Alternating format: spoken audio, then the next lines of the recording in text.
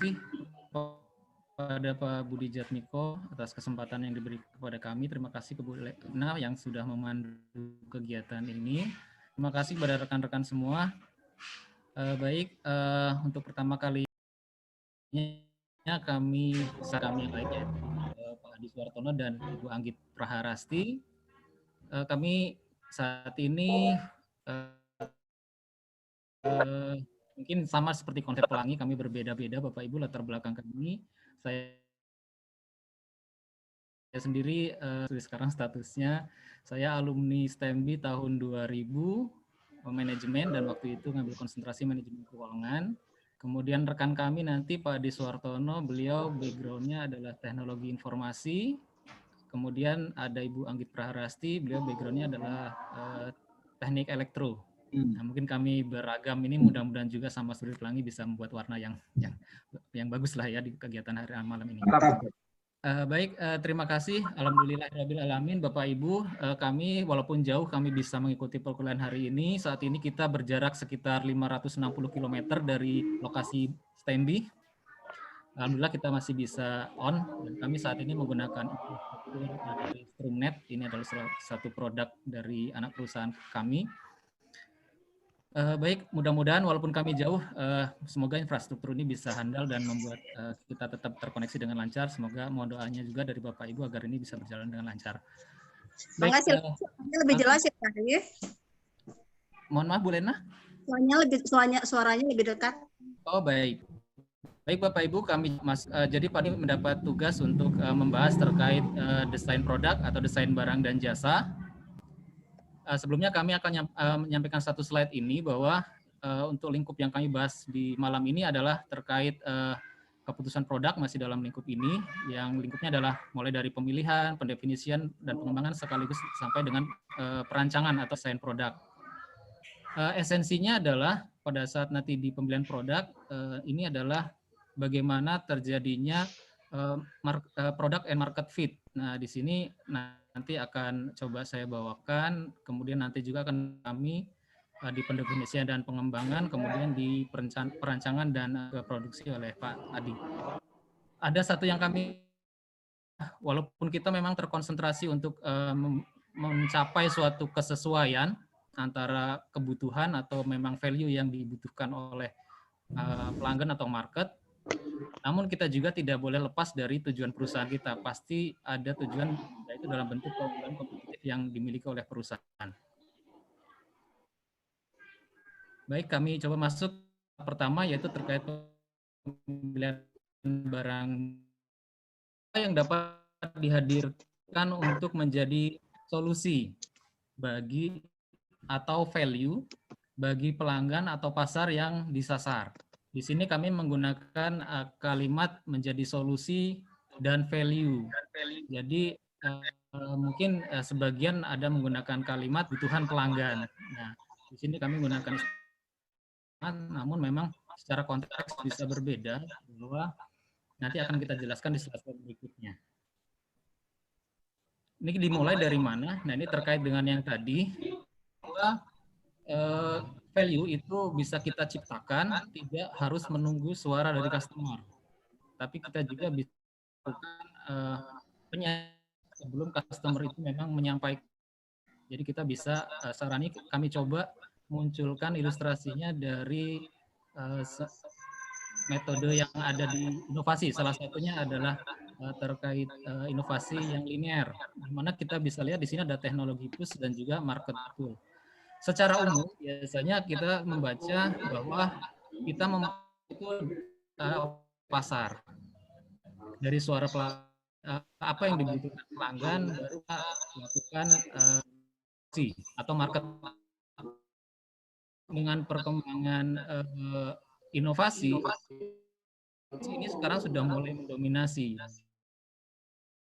Ini banyak sekali yang kebutuhan atau value yang dibutuhkan pelanggan itu tidak teridentifikasi, bahkan tidak tersuarakan oleh pelanggan. Dan value kita bisa menggunakan dua metode ini ya Bu, Bapak Ibu ya. Tapi yang memang yang secara umum kita pahami dulu adalah bagaimana menggunakan model market pull. Namun dengan kondisi sekarang justru sudah semakin banyak yang berkiblat kepada teknologi push.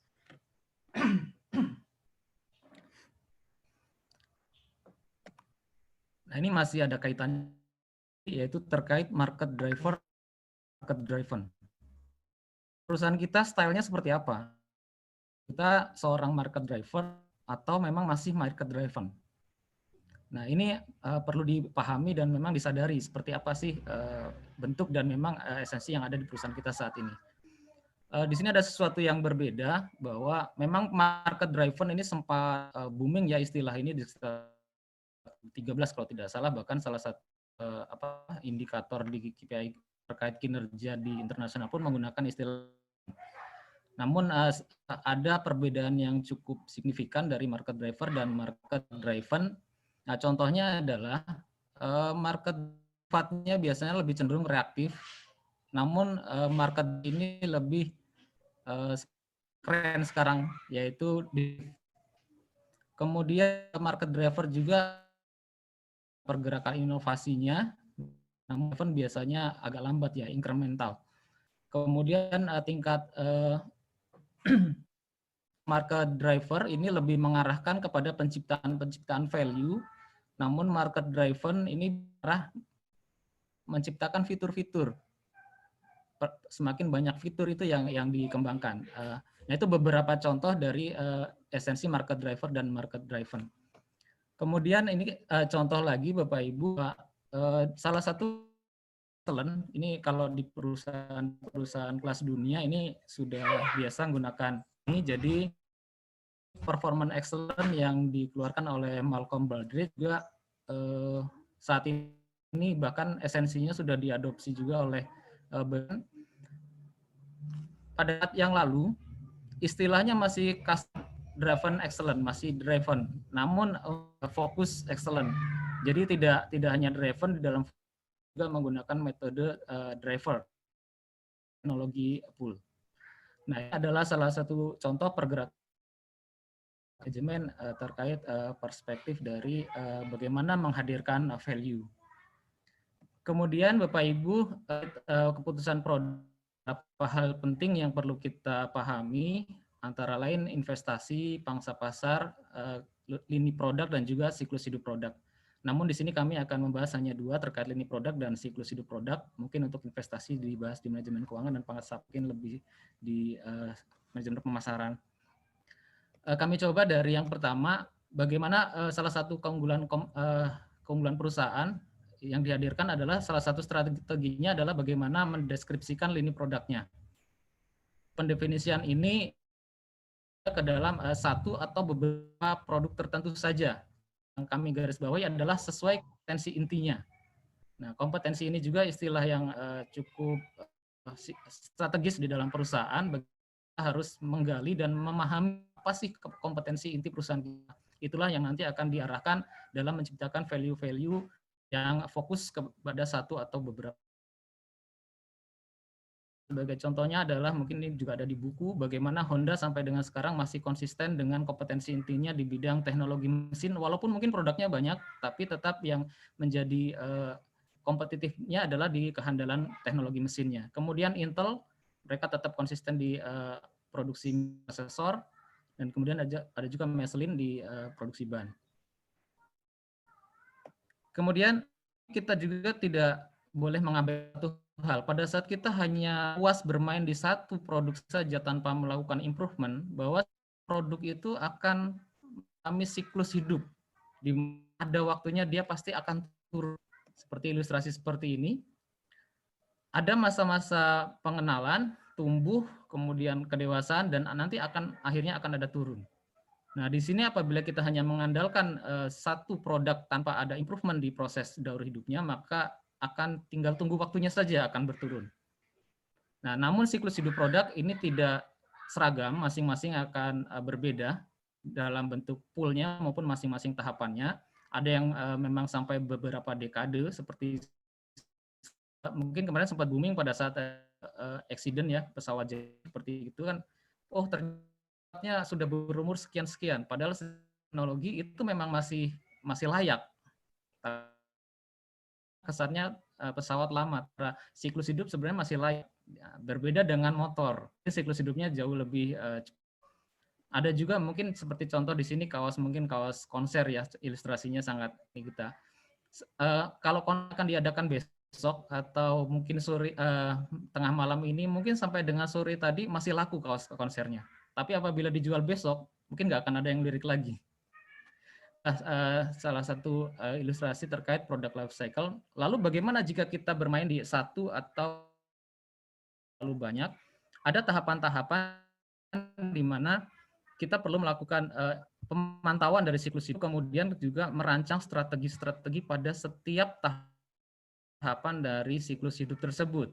Contohnya pada saat memang sudah tidak bisa dipertahankan lagi produk, manajemen harus berani tegas untuk men-shutdown produk tersebut dengan melakukan reinventing bisnis. Nah, ini adalah salah satu contoh yang harus diperhatikan pada saat kita menetapkan dari lini produknya. Mungkin demikian dari saya, mungkin akan dilanjutkan oleh rekan kami terkait produk. Kami persilakan untuk Bu Anggit melanjutkan.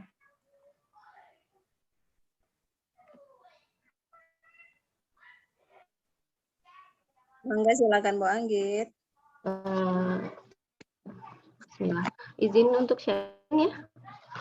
Oke, sambil share screen, saya mau tambahin dulu yang tadi diobrolin sama Arif ya.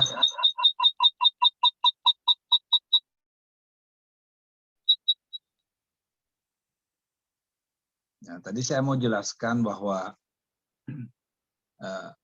ditekankan kepada pengertian dari teknologi. Sebentar.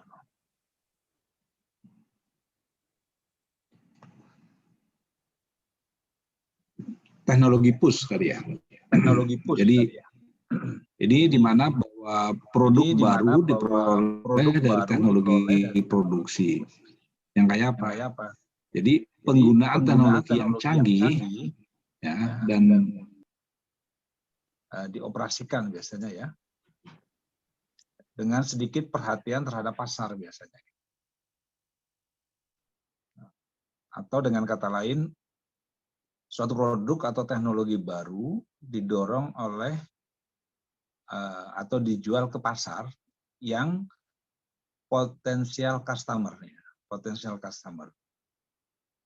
yang tidak meminta atau mengetahui perihal produk atau teknologi baru. Jadi teknologi push itu ada radical innovation.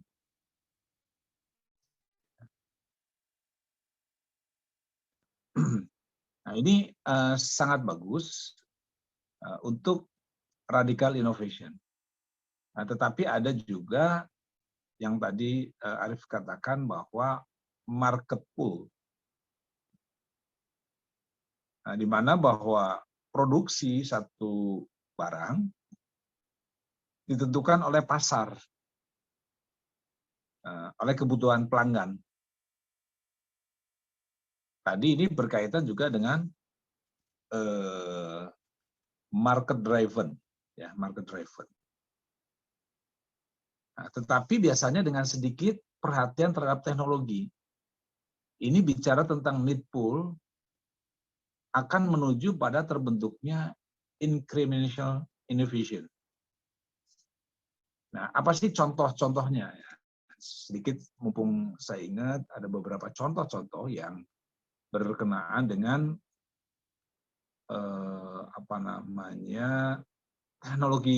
teknologi push.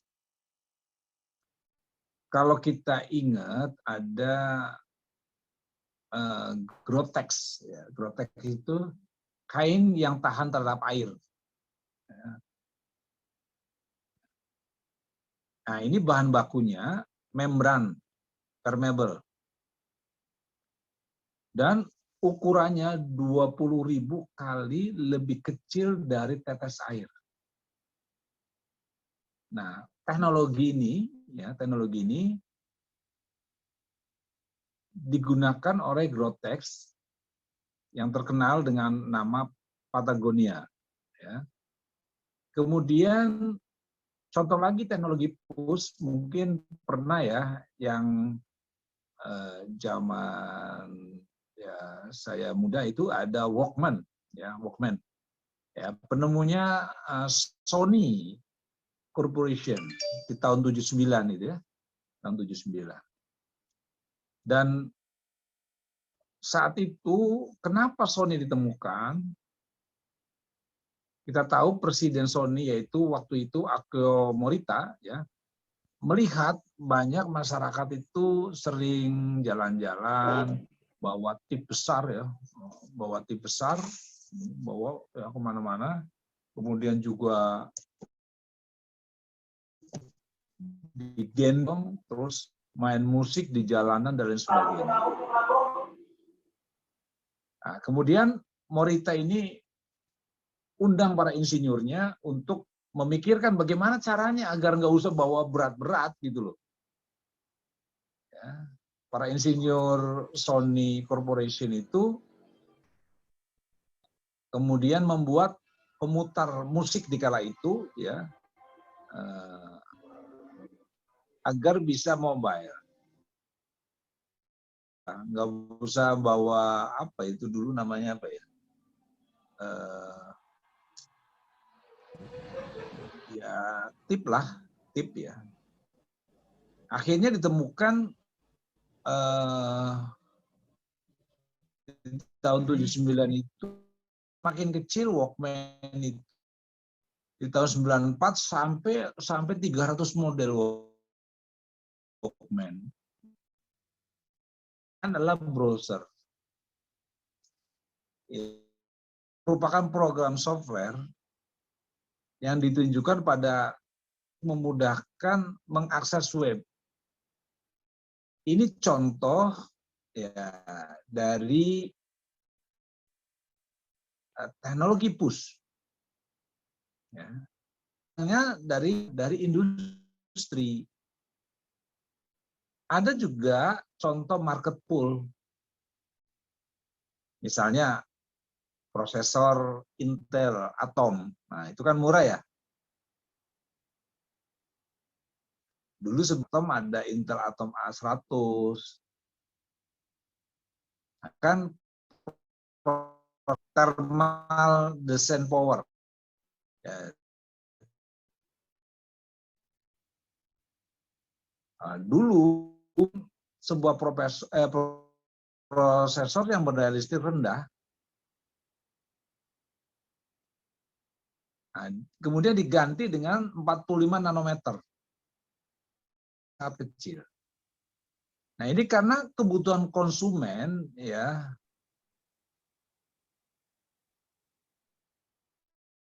dayanya itu kecil. Nah, jadi misalnya juga ada ya, nah, kita tahu ya sel surya. Makin ketika misalnya itu contoh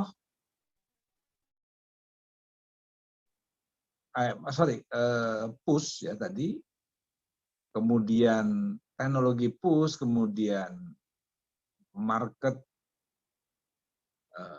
pull, ini akan menjadi inovasi kita. Apakah kita mau mengikuti pasar atau diikuti pasar?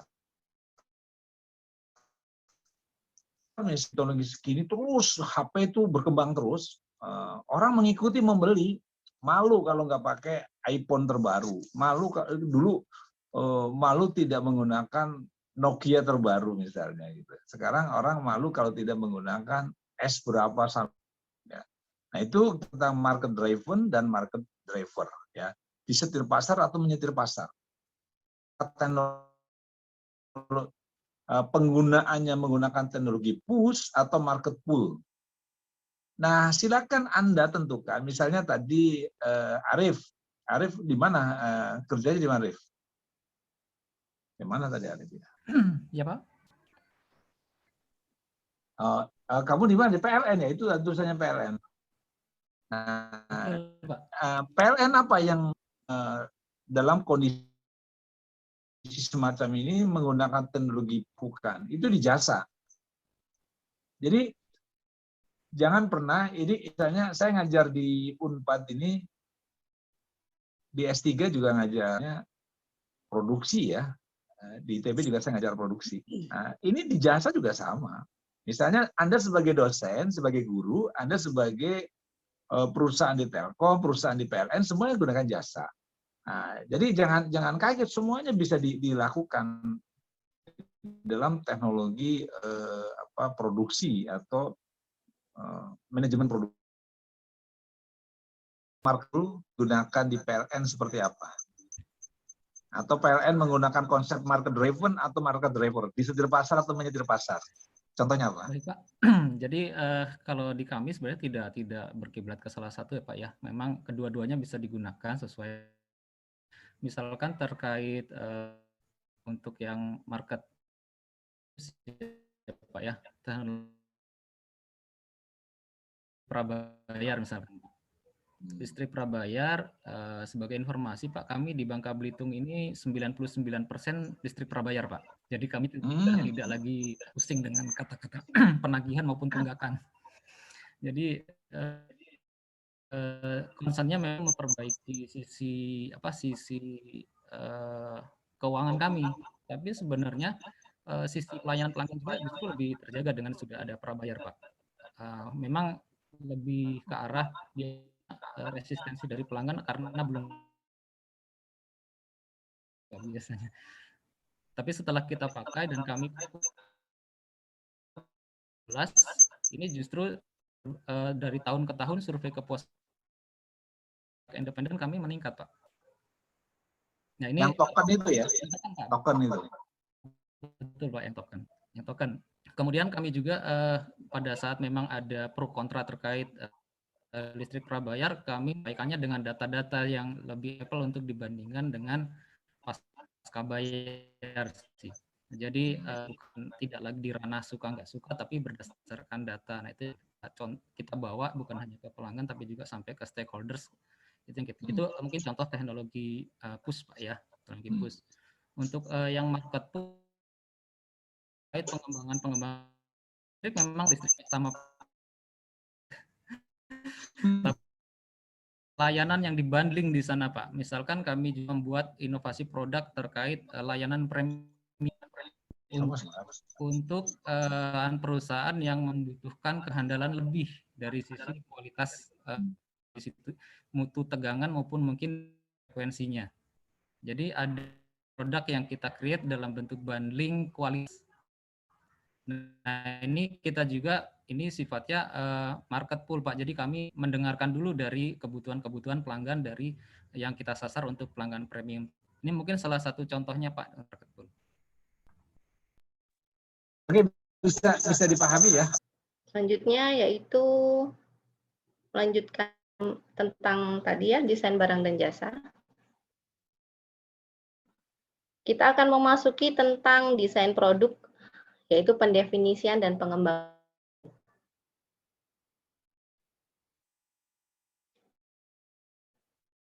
Pendefinisian ini sangat penting. Sistem pengembangan produk ini tidak hanya menentukan pesan produk saja, tapi juga untuk masa depan perusahaan itu sendiri. Kemudian dan jasanya itu sudah ditetapkan apa yang akan kita produksi.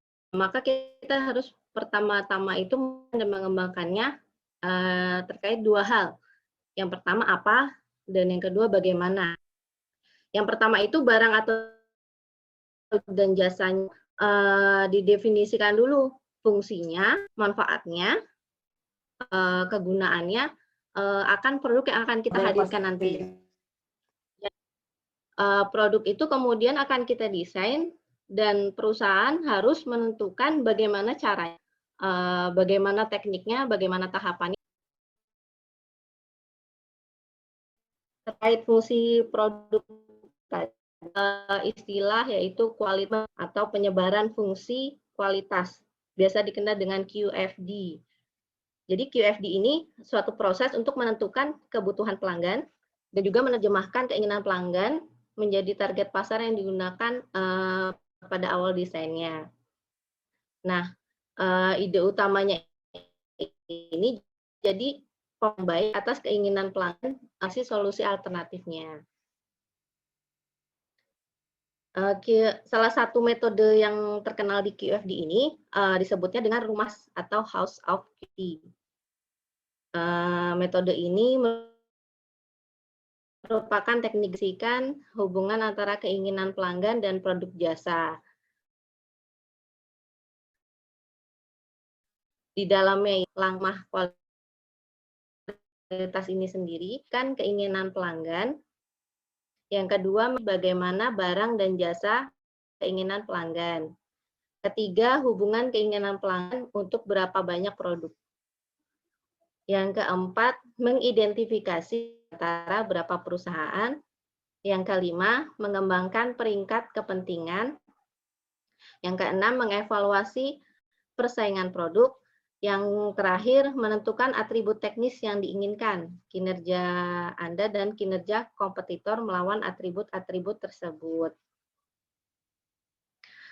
Terkait bagaimana mendesain produk, maka diperlukan adanya pengembangan produk atau dikenal dengan product developer. Product developer ini berupa tim internal dari biasanya kita akan di Departemen Research and Development. Pihak eksternal jasa konsultan.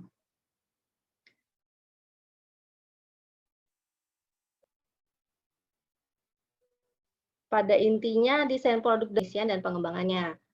Tapi terkait produk developer melakukan tanggung jawabnya itu ada hal-hal yang harus diperhatikan. Kami mengambil 4 hal. Yang pertama, Corporate Social Responsibility atau CSR. CSR di sini bukan hanya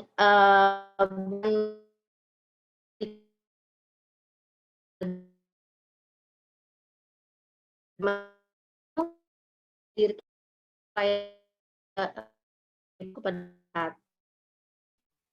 pembulasan industri untuk produk harus regulasi dan standar industri.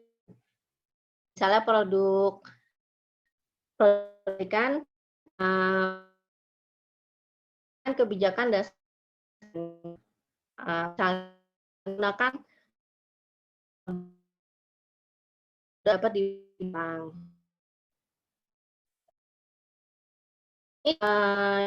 Persaingan usaha dan perizinan. Misalnya terhadap produk makanan tertentu, maka panganan olahan yang adalah pada untuk ini selesai. Selanjutnya ketiga disampaikan oleh Mas Adi. Oke, baik. Persilakan Pak Adi, mungkin waktunya 8 menit lagi. Silakan, kami persilakan Mas. Izin melanjutkan pada poin ketiga, yaitu terkait evaluasi dan transisi. Melihat bab peluncuran desain, evaluasi, kemudian transisi ke.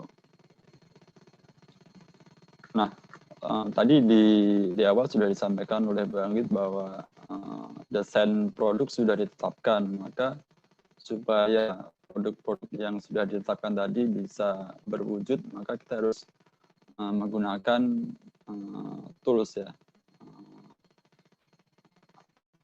tools software atau aplikasi perangkat lunak untuk mendesain produk yang akan kita produksi. Nah, contoh-contoh di sini adalah ada 5 software rekayasa ID design. Ini kalau kita sering temui software AutoCAD misalnya ataupun Pro Engineer, nah itu digunakan untuk mendesain barang-barang atau produk yang bisa mensupport 3 dimensi ya. Nah, sekarang ini bahkan sudah desktop, maksudnya sudah tidak offline, tetapi 3 dimensi itu sudah terhubung dengan internet. Sehingga misalkan ada banyak tim atau banyak lokasi-lokasi tabangnya, itu mereka dapat secara simultan mendesain satu produk dengan jalan yang berjauhan melalui